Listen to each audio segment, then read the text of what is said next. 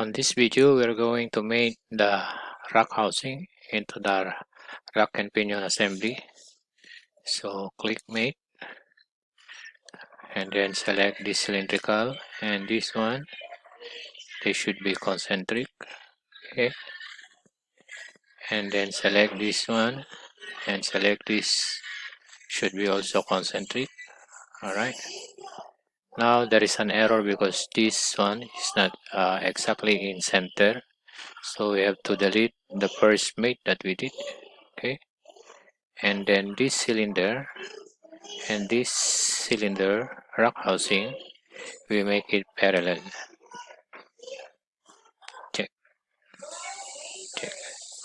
So that's it. The rack housing is already assembled into the rack and pinion assembly.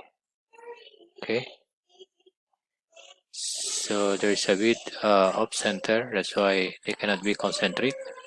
So we can test now. Alright, so it's going out and going on the other side. So now our steering rack and pinion assembly is already completed. So next video we'll be designing the rack end, ball socket, as well as the tie rod end and tie rod.